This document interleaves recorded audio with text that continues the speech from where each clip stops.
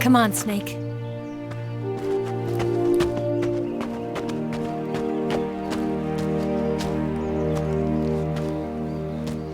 We made it.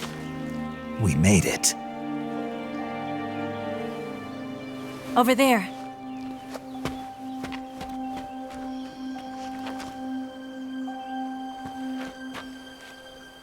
It's the boss, isn't it? I'll go get the wig ready to take off. Right. I'll leave you two alone. But come back in one piece, okay?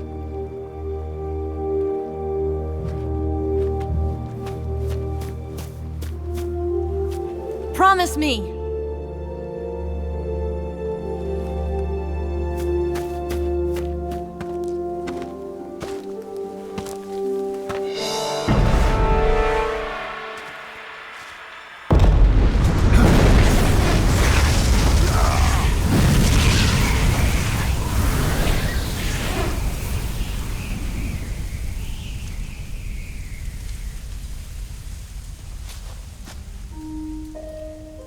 Life's end.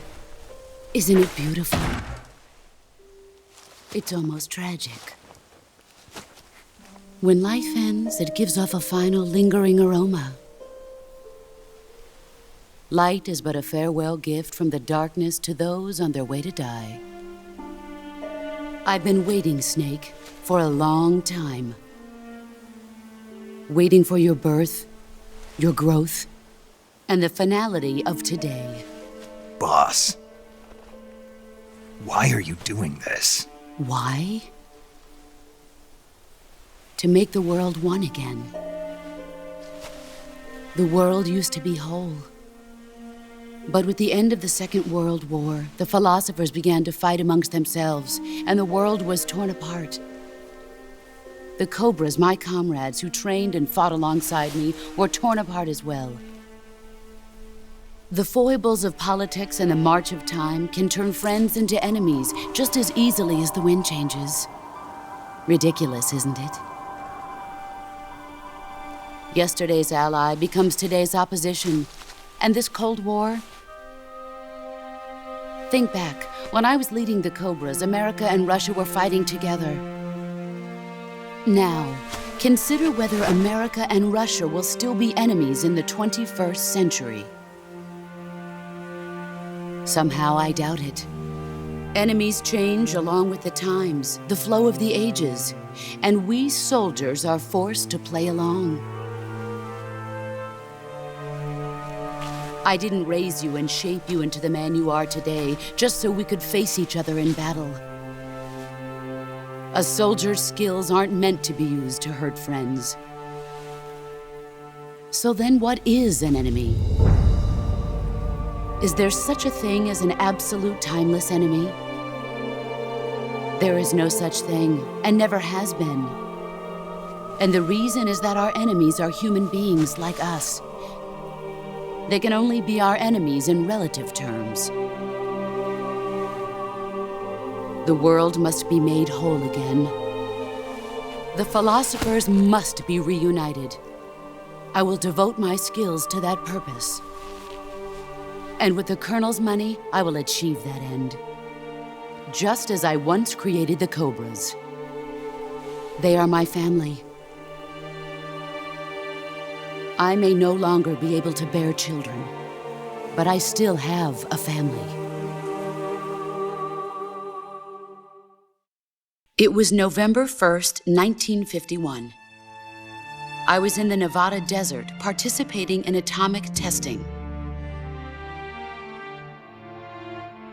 The name Nevada is derived from Spanish, covered in snow, white as snow.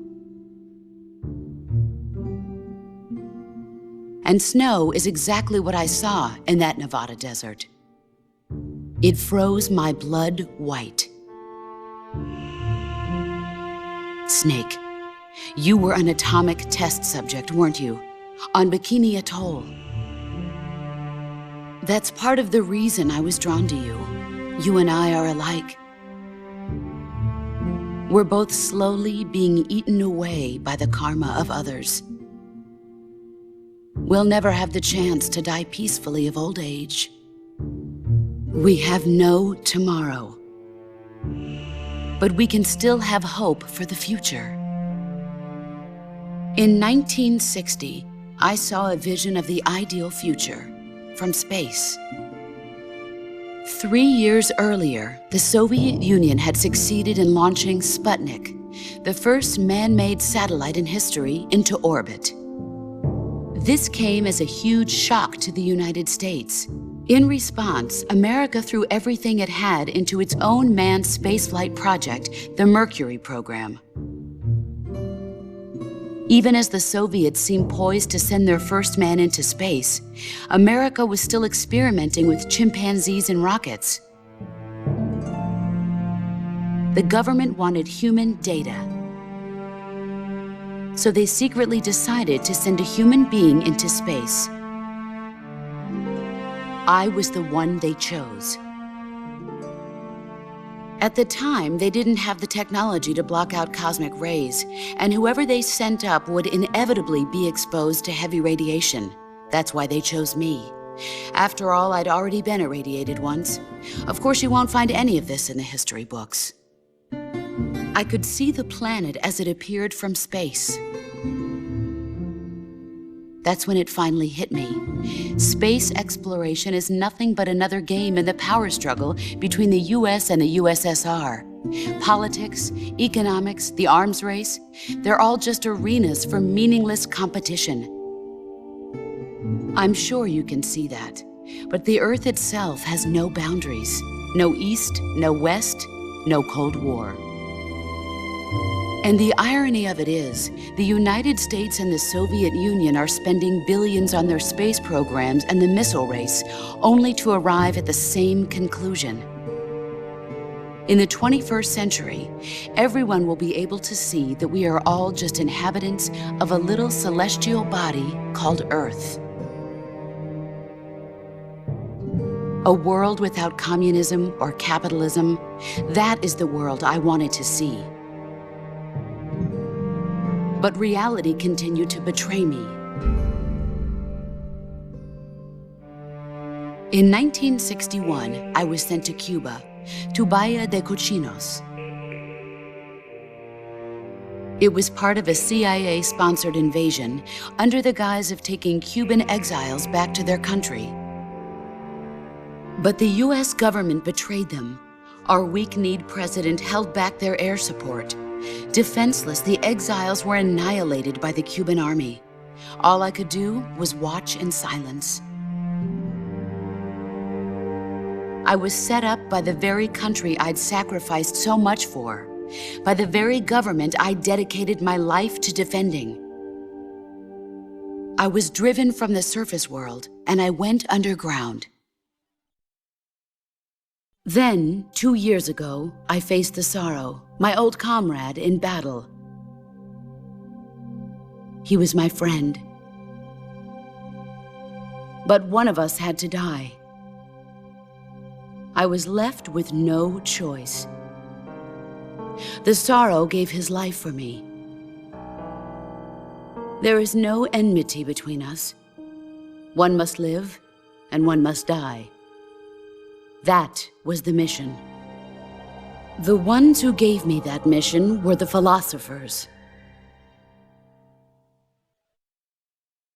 Early in the 20th century, the true holders of power in the United States, the Republic of China, and the newly formed Soviet Union gathered together in a secret meeting that would later be known as the Wise Men's Committee. The secret pact they formed there marked the beginning of the philosophers. But the last of the original members died in the 1930s. After that, the organization began to run out of control, and the Wise Men's Committee degenerated into a mere shell of its former self. The philosophers of today have no sense of good or evil. Their influence extends to countries and organizations involved in every aspect of every war. They have become war itself. That's how they operate. The sacrifices of war cause a shift in the times. This shift leads to renewed conflict, and in turn triggers the next war. Like a nuclear chain reaction, each conflict sparks countless others, forming an endless spiral that will continue on for eternity. Do you understand what I'm saying, Snake? By consuming me and you, the philosophers intend to keep that cycle going forever. It was my father who explained all of this to me. He was one of them. You see, I am the last remaining child of the philosophers. But after he revealed the truth, my father was killed by that same shapeless, formless organization. And my father isn't the only thing the philosophers have taken from me. In June of 1944, the Cobras and I took part in the landing at Normandy. We'd been given a top-secret mission to locate and destroy enemy V-2 rocket installations. I was pregnant at the time. The sorrow was the father. I gave birth on the field of battle. A beautiful baby boy. But my child was snatched away from me by the philosophers.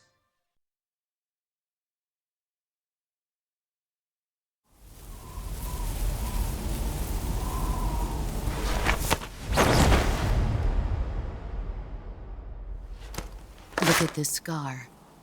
This is proof that I was once a mother.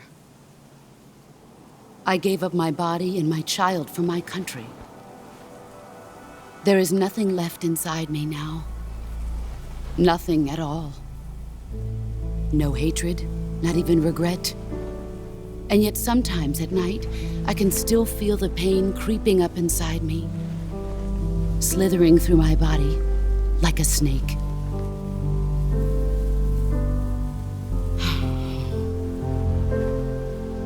I've never talked this much about myself before. Thanks. Thanks for listening to me.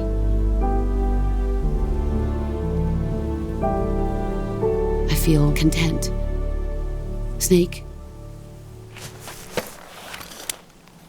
commence the operation. I raised you. I loved you. I've given you weapons, taught you techniques, endowed you with knowledge. There is nothing more for me to give you. All that's left for you to take is my life, by your own hand. One must die, and one must live. No victory, no defeat. The survivor will carry on the fight. It is our destiny. The one who survives will inherit the title of boss. And the one who inherits the title of boss will face an existence of endless battle. I'll give you 10 minutes. In 10 minutes, MiGs will come and bomb the hell out of this place. If you can beat me in less than 10 minutes, you'll be able to escape in time. Let's make this the greatest 10 minutes of our lives, Jack. Boss. You're a soldier. Finish your mission. Prove your loyalty. Face me. Here I come. Excellent, Jack.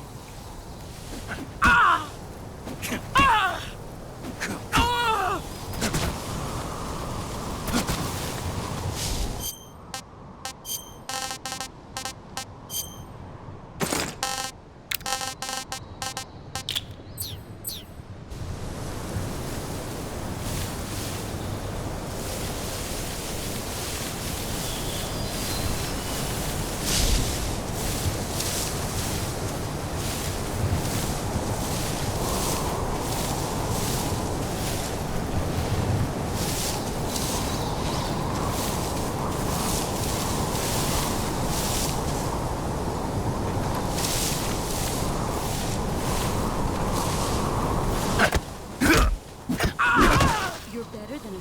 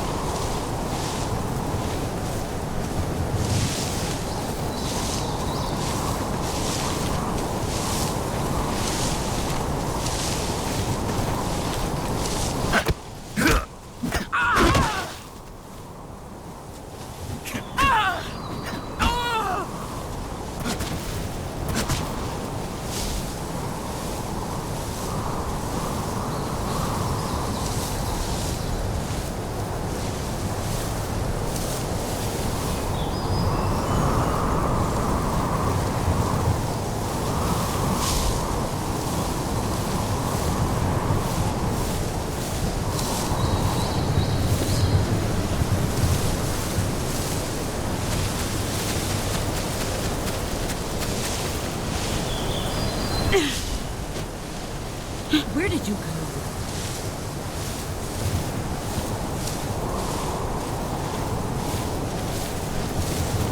What's that? He's gone.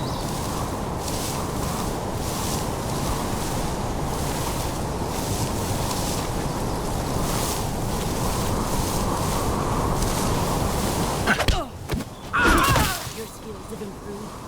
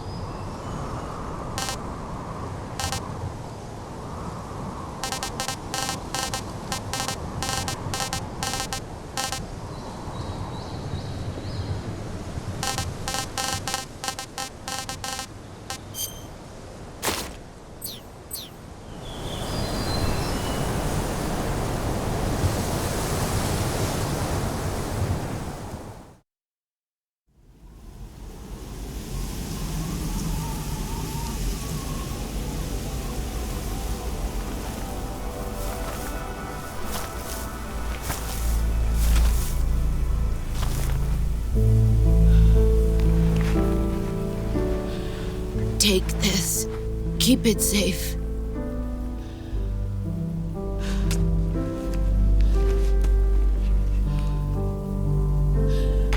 It's our only hope.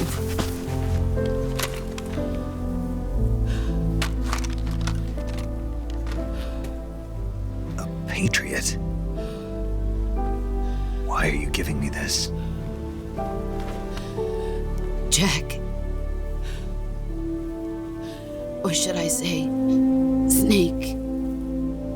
You're a wonderful man. Kill me. Kill me now. Do it.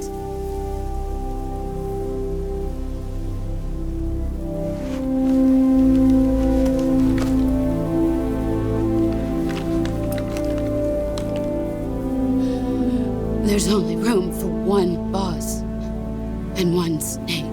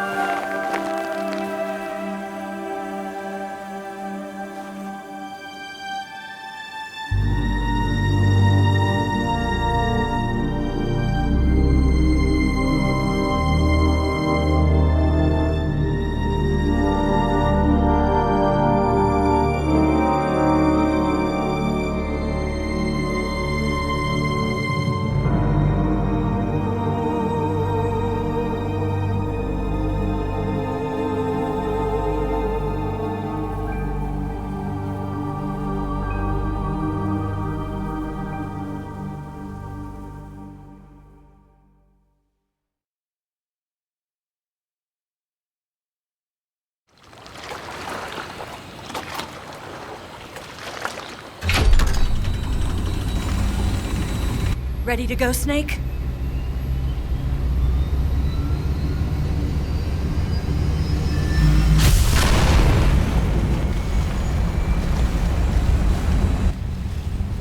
Are you okay?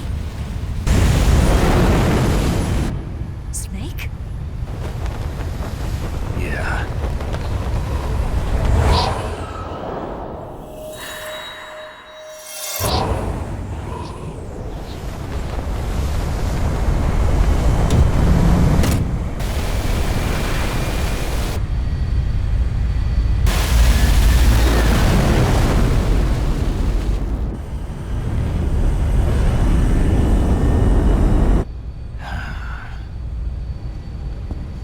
I told you you could trust me.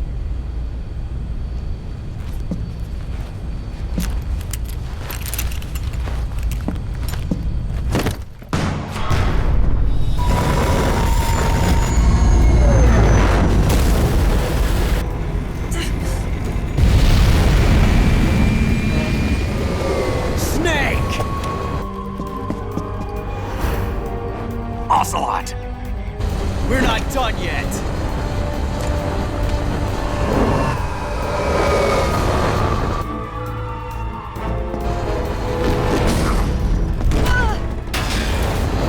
Damn!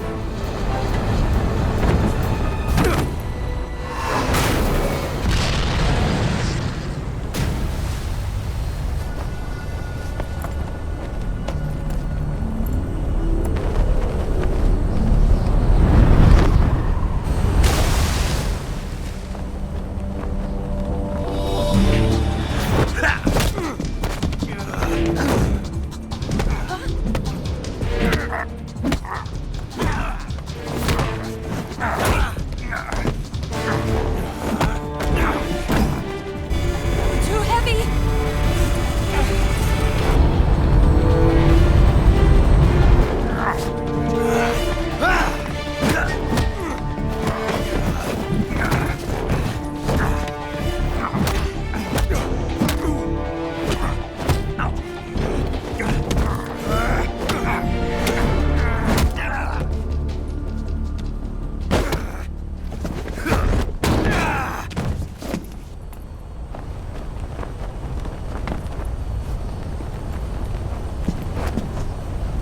Snake, try to remember some of the basics of CQC.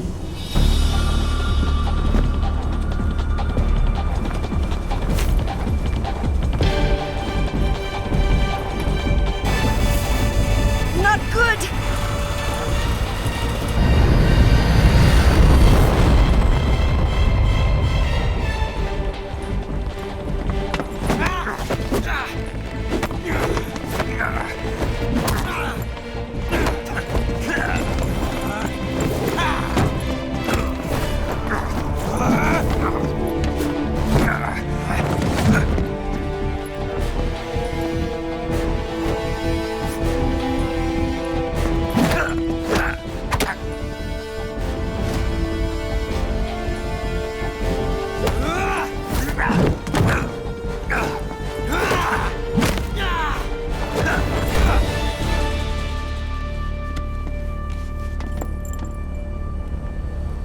I picked up a few new moves.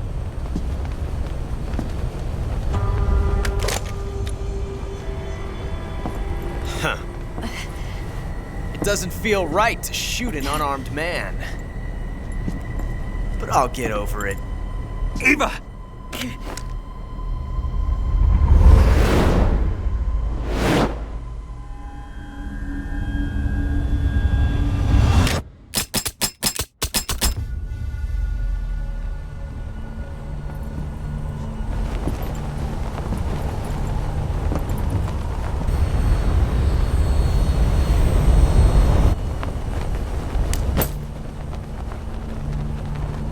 What do you say to one last showdown? Yeah, all right.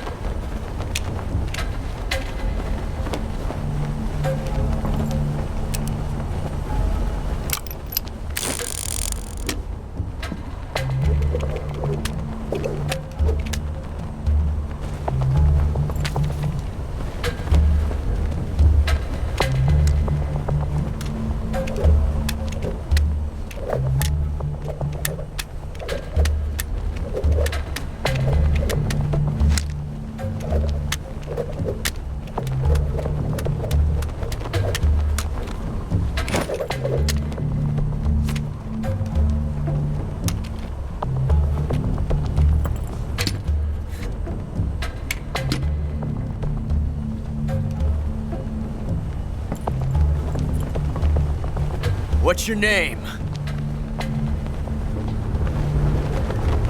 Snake. No. Not that name. You're not a snake, and I'm not an ocelot. We're men with names. My name is Adamska. What's yours? John. Very well, John. Plain name. But I won't forget it.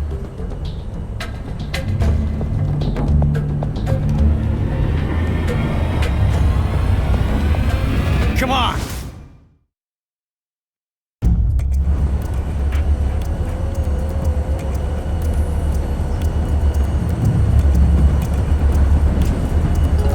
Pick one up already!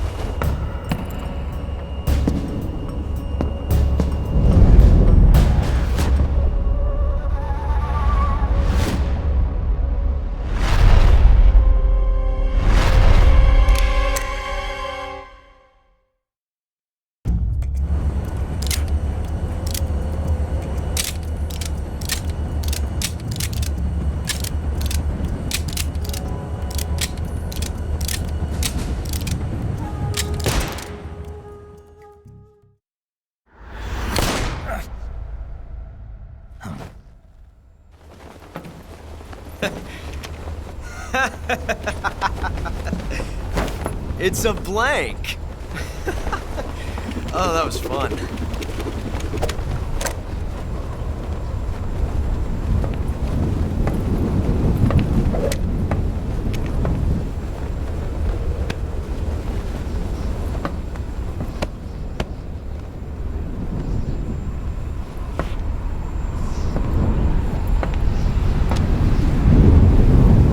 Till we meet again, John.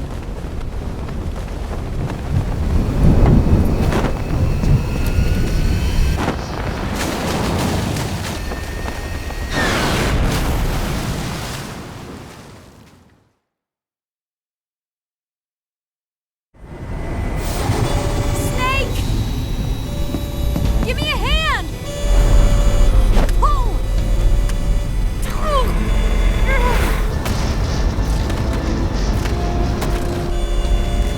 Come on, pull up!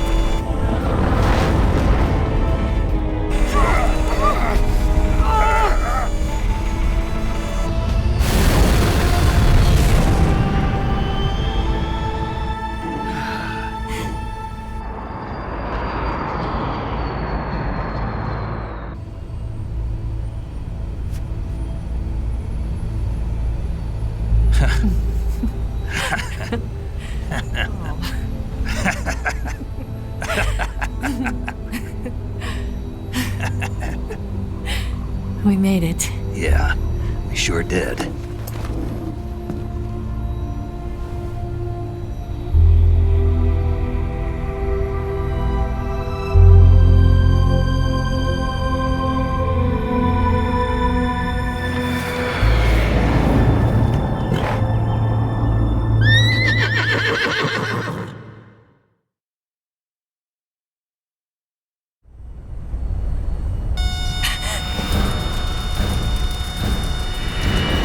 Oh no, Migs!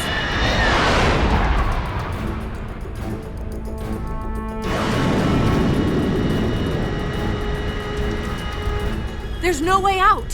What are we gonna do? We've come too far to let them stop us now. Those things have got to be armed. It's no use. There's no way we can outmaneuver them.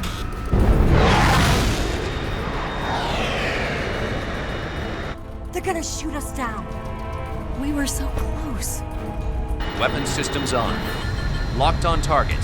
I got towed. You were great, Eva. Huh? Thanks.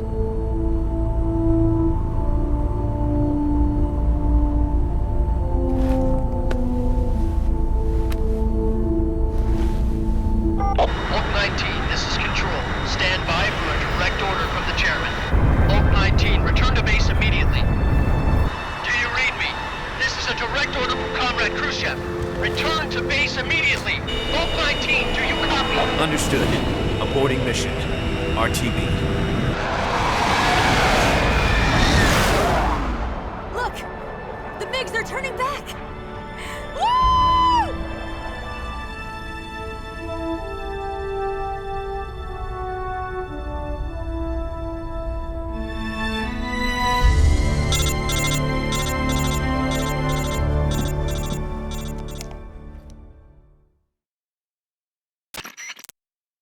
Well done, Snake. The MiGs disengaged. Most likely under orders from Khrushchev. Is this his way of helping us? Who knows? Maybe he didn't want things to get messier than they already are. Or maybe he just wanted us to owe him one. The important thing is, you made it out alive. As long as Khrushchev is with us, I don't think they'll be coming after you. It should be smooth sailing all the way to Alaska. I'm sending someone out to Galena Base to meet you. To meet me? The DCI and the President himself are waiting at Langley. Don't keep them waiting.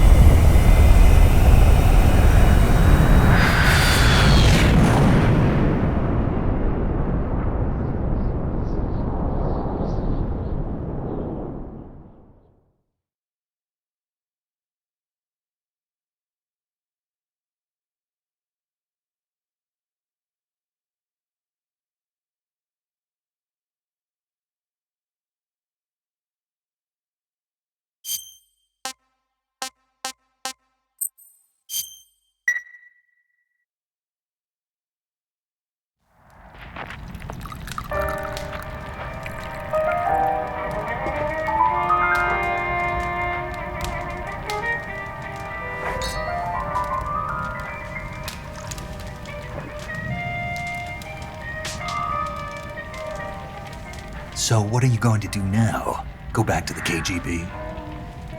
What do you want me to do? Did you ever think about coming back to America? I can't go back. I've left America behind me. But you saved this country. I didn't do it alone.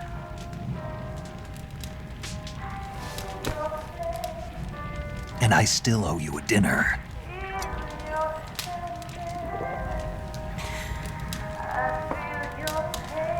Is that part of your mission too? Or is it an order? Or is it an invitation?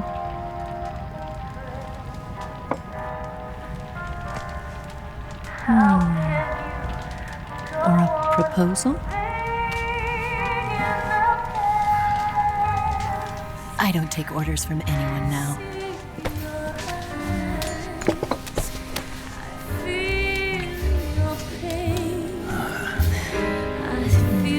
Sadness inside of me. Open your heart and smile for me. You're not the only one afraid to fall in love. Dance with me again and walk this way.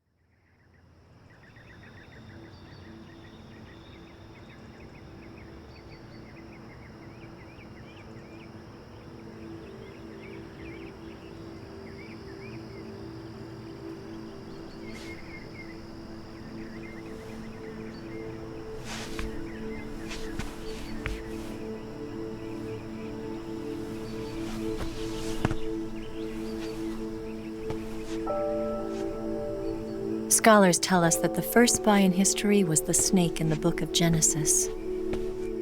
In that story, it was Eve who was tempted by the snake in the Garden of Eden. But this time around, it was I who tempted the snake and got away with the forbidden fruit of knowledge. Forgive me, Snake.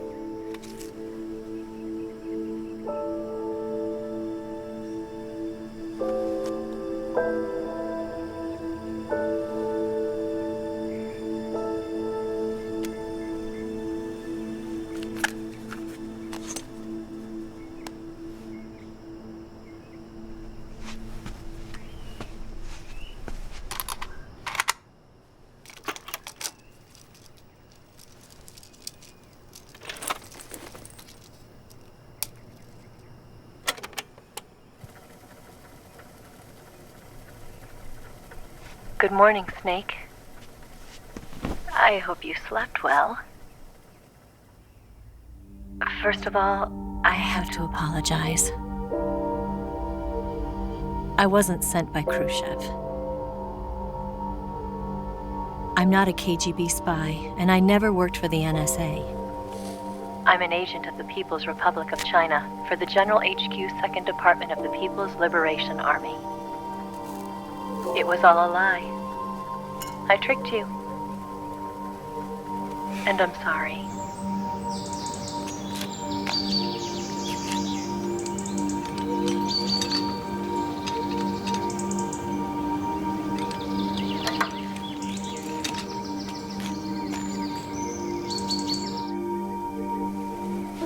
The philosophers still exist in China, too. You see, my mission was to find out where Volgin was hiding the philosopher's legacy and steal it. So I infiltrated his base as a KGB spy. The 2 NSA codebreakers who defected in 1960 were actually both men. The real Adam never showed up at the meeting place, saving me the trouble of having to eliminate him. I sneaked in by pretending I was Eva. And you and Sokolov and Volgin, you all believed me. The philosopher's legacy was originally held in common between the US, Soviet Union, and China. We couldn't let the Russians and the Americans take it all for themselves. The Chinese government had its eye on the legacy, too. I got the film containing the legacy, and also the nuclear missile launch data from the Shagohod. 5 years ago, the Soviet Union stopped supplying us with nuclear weapons technology. Since then, China's Liaodong easing, hydrogen bomb, and space rocket projects have fallen behind. But with this data, our country will be able to develop its own nukes. We'll create a deterrent force to rival those of the US and Soviet Union. Everything has gone according to plan, thanks to your help. I, too, am one of the philosophers. I'm an agent of the philosophers, a graduate of one of their charm schools. I was raised in a joint US-Soviet-Chinese facility to become a sleeper agent. This was before the war. Back then, they were collecting children from all over the world. As a result, I'm indistinguishable from a native-born American. So it didn't surprise me when you and Volgin couldn't tell the difference. But she knew right from the beginning. She knew because before the war, she was at one of the philosopher's schools too, as an instructor. The boss was the only one I couldn't fool. She was the only one who knew I was a fake. She told me everything. Why did she open her heart to me like that? At the time, I couldn't understand it. But now, I think I do. Snake. She wanted you to know the truth. She chose me to tell you. That's why she saved my life. I've lied to you so many times, but not this time. My orders from the government were to obtain the legacy and to eliminate everyone who knew the truth about what happened. In other words, I'm supposed to kill you.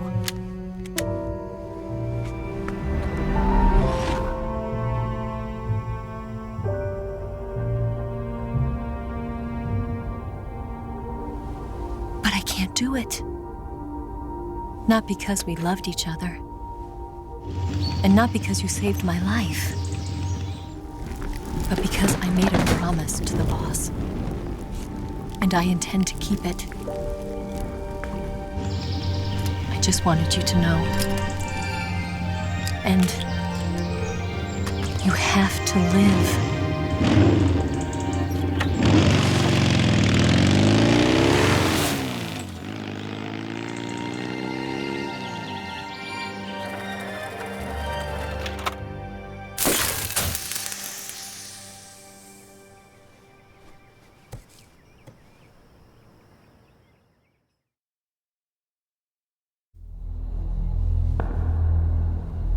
Snake, listen to me.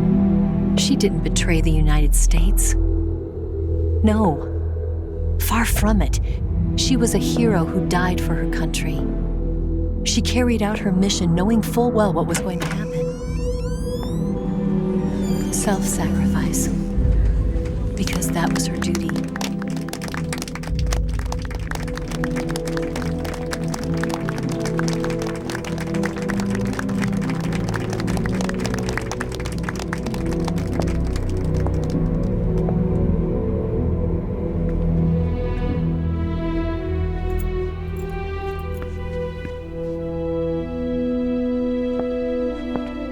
You are above even the boss. I hereby award you the title of Big Boss.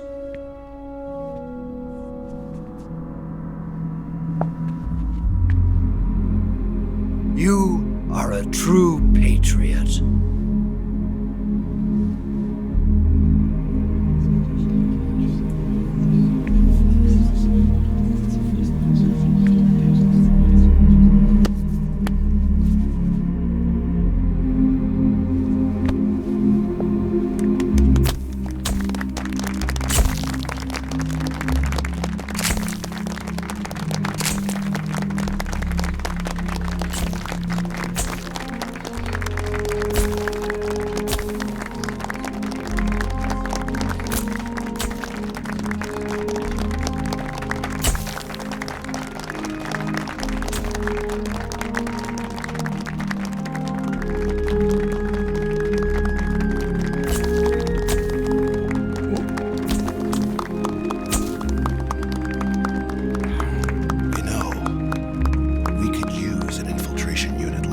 In the Army. Someone like him to handle our top secret sneaking missions for us. A man who combines the qualities of a soldier and an agent. The boss's defection was a ruse set up by the US government. It was all a big drama staged by Washington so they could get their hands on the philosopher's legacy. And the boss was the star of the show. They planned it so that they could get the legacy that Colonel Volgin inherited and destroy the Shagohod at the same time. Only a legendary hero like the boss could have earned Volgin's trust. Finding out where the philosopher's legacy was hidden was to be her greatest mission. Everything was going according to plan. But then something happened that no one could have predicted. Colonel Volgin fired an American-made nuclear warhead at Sokolov's research facility. Khrushchev demanded that the US government provide proof that it wasn't involved. They couldn't just abort the operation to steal the legacy. So the operation itself was greatly expanded and revised.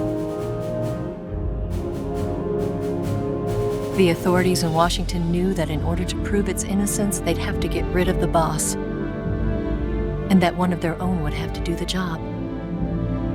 The public couldn't be allowed to find out about it. Not ever. This, they concluded, would be the best way to keep the whole thing under wraps. The boss wouldn't be allowed to come back home alive, and she wouldn't be allowed to kill herself. Her life would be ended by her most beloved disciple. That was the way the government wanted it. That was the mission she was given, and she had no choice but to carry it out. Her death at your hands was a duty she had to fulfill. Out of duty, she turned her back on her own comrades. A lesser woman would have been crushed by such a burden. The taint of disgrace will follow her to her grave. Future generations will revile her. In America as a despicable traitor with no sense of honor. And in Russia as a monster who unleashed a nuclear catastrophe.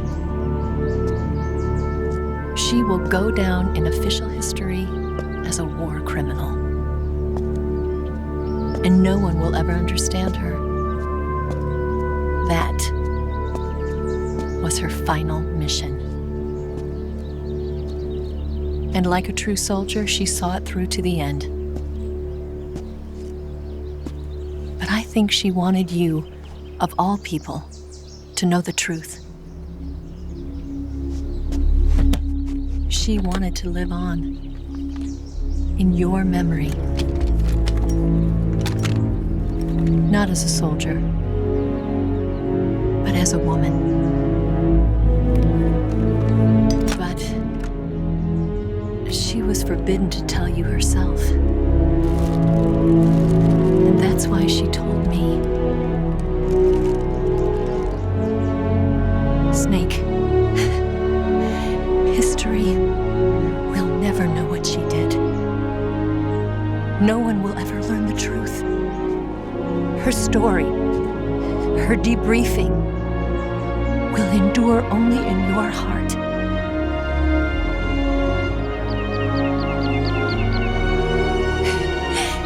Everything she did for her country. She sacrificed her life and her honor for her native land. She was a real hero. She was a true patriot.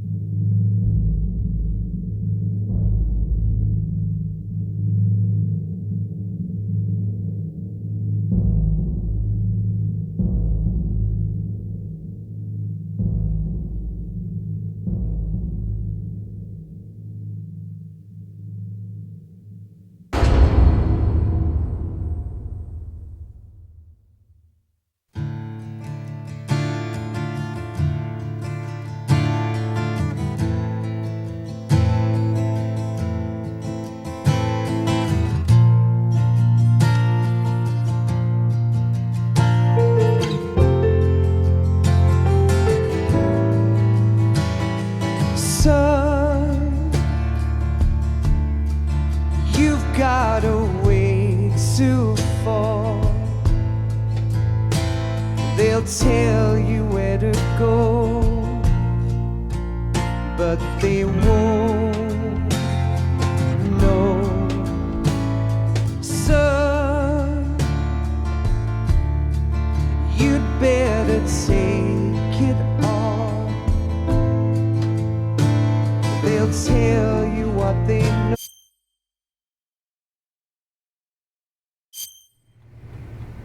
Yes, Grozny Grad and the Granin Research Facility have both been wiped out without a trace. I understand, sir, but they were necessary sacrifices. Yes, the CIA has taken care of the boss themselves. I believe the White House will be satisfied. Khrushchev is finished. Your time has finally arrived. Yes, the American president is relying on us to keep a lid on the whole affair. We've got him by the balls. It should make a valuable trump card in future negotiations. Yes, Chief Director, of course. I'll keep the KGB informed.